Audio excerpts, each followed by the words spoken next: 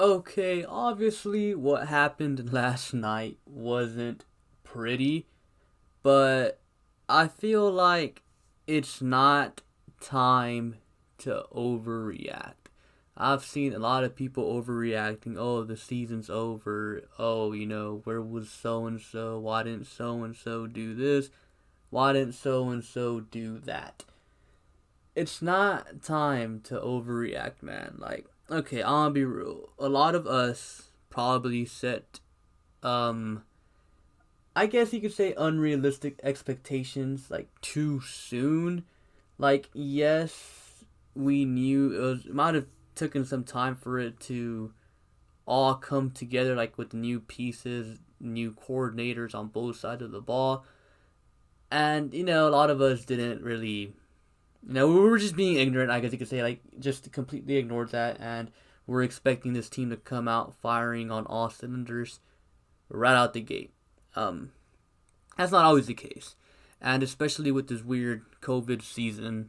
I mean, okay, look, go back to 2011 if you've been a Texans fan for a very, very long time.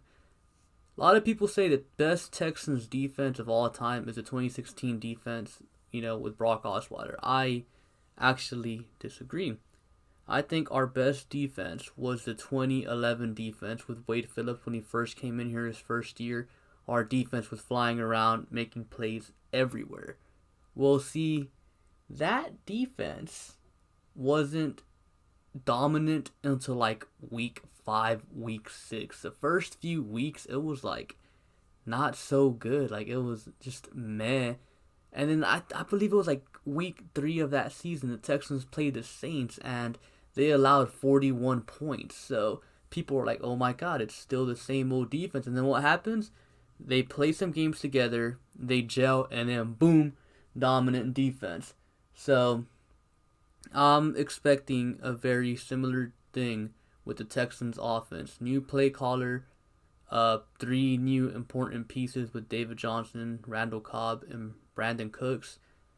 That's why Will Fuller was like Deshaun Watson's go-to guy. Like, that's the guy he knows, the guy he trusts. Like, he's got 2 new pieces in there, well, 3 new pieces with David Johnson, including him as well. So, it was probably ignorant of us to expect this team to come out firing on all cylinders. The season is by any means not over. Now, like I said, is there some concerns? Absolutely, but I think those concerns can be ironed out. Like, those little wrinkles, they can be ironed out as the season progresses. Now, I'm not saying, it's going to be an overnight thing. I tweeted it out on Twitter last night.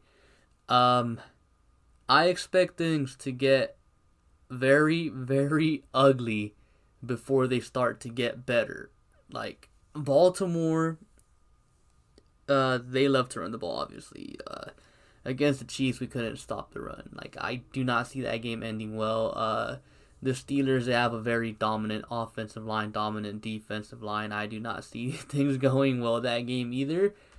The game against Minnesota is the game I think we can win. And honestly, the way things are shaping up right now, I could see this season being very, very similar to the 2018 season when the Texans started 0-3 and then started racking up a bunch of wins in a row.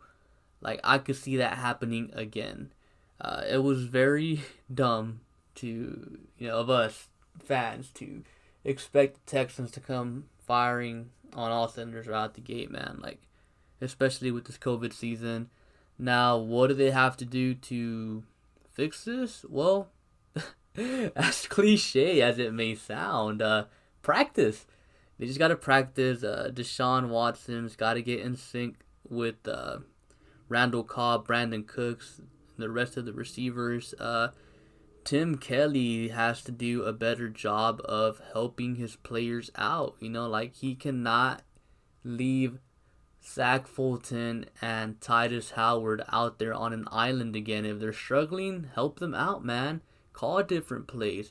Have David Johnson or Duke Johnson or Darren Fells chip, the edge rusher or something. Have Nick Martin help out Zach Fulton with the guy he's blocking. Stuff like that. I feel like that's things that Tim Kelly will learn, or at least I'm hoping Tim Kelly will learn as the season progresses. And now defensively, I said this last night too, man.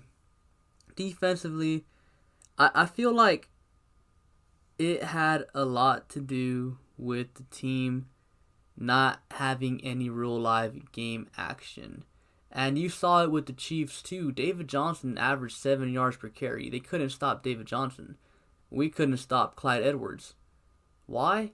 Well, bad angles of pursuit, bad tackling. That is something I expect to get fixed as the season progresses as well. Like, I don't see this team being a bad tackling team moving forward and, taking all these terrible angles, letting Clyde Edwards or, other running backs run all over them. I expect the run defense to get better as the season goes on. And as for the passing defense, well, I thought our pass rush was definitely better than it was last year in the playoffs. I thought J.J. Watt played pretty decent as well. I didn't mention that last night. He was okay. P.J. Hall also did some things that were pretty good there late in the game. But honestly, I didn't mention it last night because I consider that garbage time. But he did a good job being explosive, shooting the gaps. But regardless, though, I think it would still be wise for the Texans to sign Damon Harrison. I think he would help tremendously. See, here's the thing. DJ Reader or a Damon Harrison probably wouldn't have helped last night against the Chiefs because they were running a lot of outside zone scheme. And in that situation, it's kind of running away from a DJ Reader or Damon Harrison in that situation. They wouldn't really be able to do much. But against a team like Baltimore, that they do run it down the middle with, Mark Ingram occasionally, or a team like the Steelers that have a very strong offensive line, they'll probably try to pound it up down the middle as well. We could use a guy like Damon Harrison, and the Vikings, they run a lot of zone as well. So a DJ Reader or Damon Harrison wouldn't really help as much right there. And then we have the team in our division, the Titans. They love to run the ball. Damon Harrison would be very, very useful against them. Also the Colts. So yeah, I think regardless though, yes, I do think our run defense will get better as the season progresses, but I still think it would be smart to go get Damon Harrison. I think he's the guy we absolutely have to bring on to this team to help this team out. And, honestly, in my prediction video, I expected Weaver to have very, very little success with stopping the Chiefs. So I'm not really mad at Weaver, man. I'm not mad at Anthony Weaver. I think Anthony Weaver did what he could do against that very good KC offense, man. You just cannot stop him. I'm sorry, it's gonna be very hard to stop him. Every team is gonna struggle to stop KC. I really can't blame Anthony Weaver, man. I really can't. To me, all the blame goes to Tim Kelly, who couldn't go head-to-head, blow for blow with that KC offense. That's who I blame, man. Because, Weaver held them to 34 points. If 3 days ago you would have told me that the Texans held the Chiefs to 34 points, I would have been like, damn, we won. And if I would have told you that, you probably would have been said the same thing. Oh yeah, we won. We held the Chiefs 34 points. But no, we held them at 34 points, but we lost. Whose fault is that, man? Whose fault is that? The dude that couldn't score, the guy that couldn't, get an offense going, a rhythm going for his team, the guy who left his two offensive linemen on an island when they were clearly getting beat. Literally, their two best defensive line players, Chris Jones and Frank Clark, one-on-one with Titus and Fulton, and he gave them no help. He left them on an island, thus having pressure on Deshaun Watson all day pretty much, man. The left side was fine. It was all fine and dandy on that side, but the right side just needed help, and Tim Kelly didn't help them. Deshaun Watson never got in rhythm, and I feel like that has a lot to do with Tim Kelly's lack of urgency, man.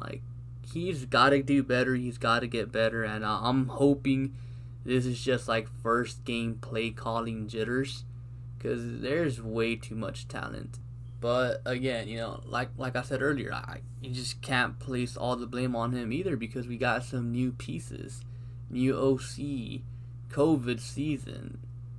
Like, it was ignorant of us to expect the offense to go out there and light up the scoreboard. It'll come eventually. Like, I still believe this season will end well. Do not give up on the season yet, because it's a very, very long season. There's 15 games to go. Would it have been nice to win this game? Absolutely. I would have loved to win this game and get our revenge on the Chiefs. But guess what? If we would have won last night, at the end of the day, it wouldn't have mattered to me. Because you know what? We're going to see this team again in the playoffs. And we saw it last year. Yeah, we beat them in the regular season. It was all cool and stuff. But you got to do it in the playoffs, man. So, wouldn't have really mattered to me. Like, yeah, we would have been 1-0 instead of 0-1. But it is what it is. Now, one last thing, man. Ross Blacklock. I see a lot of people talking mess about Ross Blacklock. He didn't do anything. Why would you waste a pick if he ain't going to do anything? Dude ain't play that many snaps, man. He's a rookie in a COVID season. What do you expect? Did you expect Aaron Donald right out the gate? That's so unrealistic, man. Like, come on. He's young. Second round pick. Didn't get any training camp, hardly. Obviously no rookie mini camps, no OTAs, no preseason.